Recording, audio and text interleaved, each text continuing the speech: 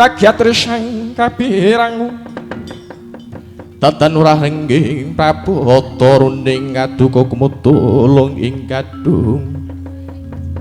kadung malungkung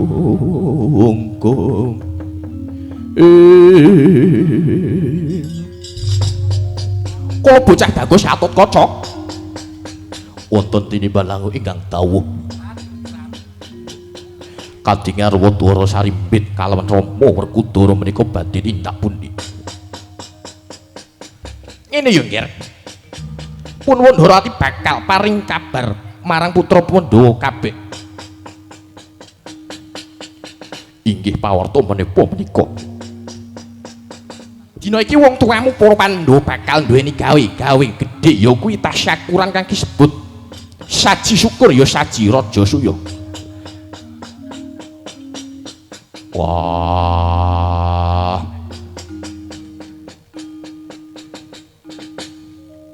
rungokke kupingmu kuwi katut wong tuamu para Pandhawa bakal ngadani saji syukur kabeh dawi criteng enggal tiruna enggal diestoke nokno ninggih Rama Werkudara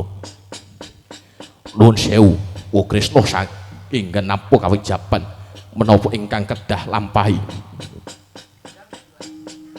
iki dina pun karo bapakmu bakal tumuju ana negara Magoda wali ratu sing dikonjur Prabu Jarasandha sautara ngamarta suwung ampit ditinggal Yai Werkudara Yai Harjuna katentraman garahin ngamarta sak utuhe tak pasrahke marang jeneng sira Gatotkaca sakadang nokno ninggih sedika ngastaken dawuh nanging elinga den eling ya bocah bagus sakjroning wa lan bapakmu lunga saka Ngamarta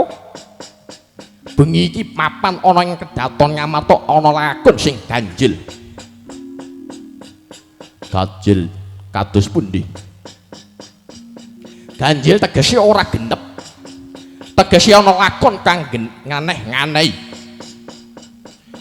kowe dadi anak Werkudara iso kudu ngrampungi gawe iki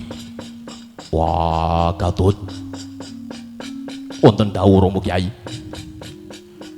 rungokke kupingmu kuwi kowe anakku aja gawe wirang bengi iki sakmenika siang boten dalu ya gawe kisruk pretah awakmu Wadrawati diestoke dina iki dina lakon ganjil lakon aja gawe wirang wong tuwa nana inggih sedika ngastaken dawuh Rama Werkudara Wadrawati bakal ngestaken dawuh